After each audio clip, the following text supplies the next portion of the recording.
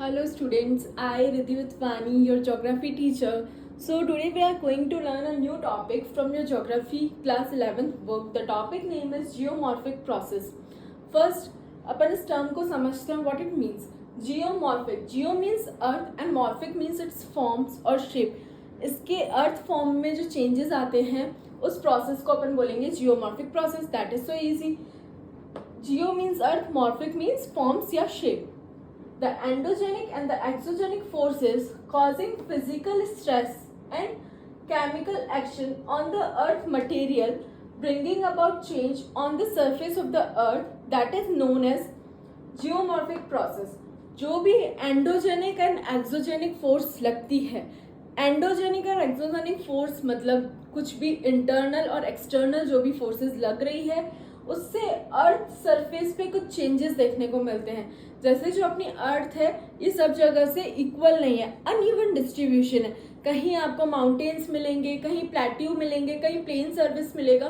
तो ये जो अर्थ का स्ट्रक्चर है, जो अर्थ फॉर्मेशन है वो कहाँ है? इक्वल कहीं भी नहीं है, अनइवन डिस्ट्रीब्यूशन हो रखा है. ये क्यों होता है?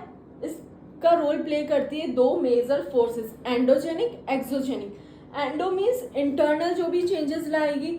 मैंने प्रीवियस ईयर की क्लास में आपको बताया था, प्रीवियस क्लासेस में, कि जो इंटीरियर ऑफ द अर्थ होता है वो अलग अलग लेयर्स में बना होता है. उसमें मॉल्टन मैग्मा होता है, चेंजेस होते रहते हैं, टेक्टोनिक प्लेट्स हिलती रहती है. तो जो अंदर से चेंजेस आएंगे इंटरनल, उसको बोलेंगे अपन एंडोजेनिक फोर्सेस. इसके एग्जाम्पल्स है diastrophism, volcanism and earthquake.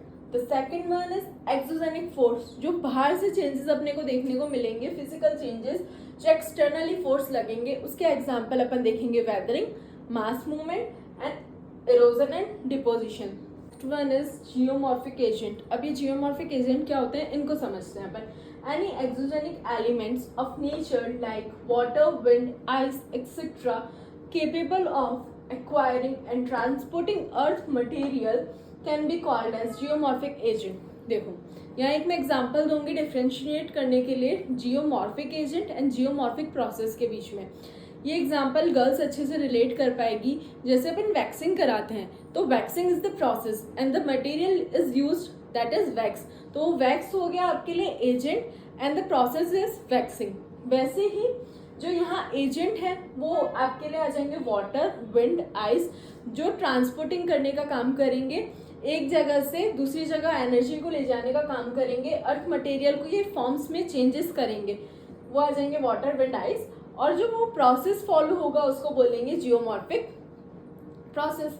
Next, endogenic force. The energy emitting from within the earth is the main force behind the endogenic geomorphic process.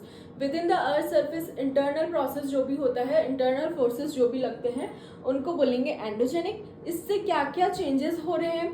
तो रेडियो एक्टिविटी होगी, रोटेशनल एक्टिविटीज होगी और ट्राइडल frictional होगा. और responsible ये किस चीज़ का होगा? तो दो मेन फैक्टर्स इसके लिए रिस्पॉन्सिबल होंगे. द वन इज डायट्रोपिज्म और वॉल्केनिज्म.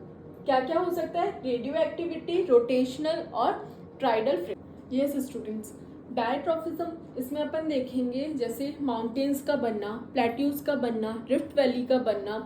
ये एक स्लो प्रोसेस है अर्थ फॉर्म का, अर्थ क्रस्ट का डिफॉर्मेशन होना. Like all the process that move, elevate और build up portions of the earth crust come under diastrophism. Earth crust का स्लोली डिफॉर्मेशन होना और अलग अलग चीज़ों का फॉर्मेशन होना, जैसे माउंटेन्स का फॉर्मेशन होना, प्लेट्यूज का फॉर्मेशन होना, रिफ्ट वैली का फॉर्मेशन होना, that all come under the diastrophism. मतलब इंटरनल एनर्जी की वजह से जो अर्थ फॉर्म में या अर्थ क्रस्ट पे जो चेंजेस अपने को देखने को मिल रहे हैं. Next, volcanism. Volcanism, movement of मॉल्टन rock, magma onto or towards the earth's surface and also formation of many intrusive and extrusive volcanic formation.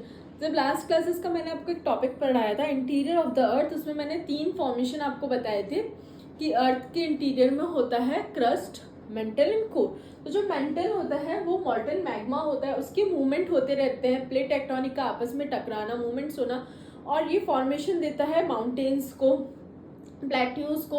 तो ये जो इंटरनल फोर्सेस लग रही है हीट होती है मॉल्टन मैग्मा की, उसका फॉर्मेशन होता है, वो माउंटेन बनाता है, उसको बोलेंगे वॉल्केनिज्म। अब फॉर्मेशन ऑफ हिमालयाज इसी में ही आ जाएंगे, folding faulting. Formation of Himalayas folding, displacement of the earth crust का डिस्प्लेसमेंट होना फॉल्टिंग। और दो मूवमेंट्स मेजर इसमें कवर होते हैं। डायट्रोपिज्म में दो मूवमेंट्स आते हैं, the one is orogenic and the second one is epeirogenic. Orogenic means mountain building process that severally compress and deform long belts of the crust. ऑरोजेनिक में लॉन्ग बेल्ट्स का formation होता है, माउंटेन बिल्डिंग होती है। एपिजेनिक slow and large scale होती है, जिसमें continents building होती है that uplift the land. Land पे कॉन्टिनेंट बिल्डिंग होती है, उसको बोलेंगे एपिजेनिक। एंड ऑरोजेनिक में होगा लार्ज माउंटेन बिल्डिंग प्रोसेस, और ये एक लॉन्ग बेल्ट का फॉर्मेशन करेगा। इसमें slow and large scale continents building का फॉर्मेशन होगा। आगे students, the last one is exogenic process. Exogenic process या फोर्स क्या होता है, जो एक्सटर्नल बाहर से लगता है और जो अर्थ क्रस्ट के फॉर्मेशन को बाहर से चेंज करता है। derive their energy from atmosphere determined by the unlimited energy force from the sun and also the gradients created by the tectonic factors। इसमें जो मेजर रोल प्ले करता है वो सन का होता है, उसी से ही अपन अर्थ क्रस्ट के जो भी अदर फॉर्मेशंस होते हैं जैसे वेदरिंग हो गया, इरोजन हो गया, ये इसी के ही एग्जाम्पल है एक्सोजेनिक फोर्सेस के, जो बाहर एक्सटर्नल लगता है। वेदरिंग क्या होता है, breaking down of rocks. Breaking down of rocks physical भी आ जाएगा उसमें चेंजेस, केमिकल चेंजेस भी आ जाएगा और बायोलॉजिकल भी चेंजेस आ जाएगा। इरोजन होता है the movement of the upper layer, earth की अपर लेयर का मूवमेंट होना, बाय वाटर हो गया, बाय एयर हो गया, मूवमेंट होता है, उसको बोलेंगे इरोजन। तो जो इसका मेजर रोल एक्सोजेनिक फोर्स में प्ले करेगा वो होता है sun energy. Stress, force applied per unit area is called stress. Stress is produced in a solid form by pulling or pushing. That's all for the today class. Hope आपके जो भी doubts थे इस class को लेकर के, geomorphic process को लेकर के, इसमें दो अपने फोर्सेस पढ़ी, एंडोजेनिक एक्सोजेनिक, ये जो भी आपके डाउट्स थे वो आज क्लियर हो गए होंगे। Hope you like this video. Thanks for watching.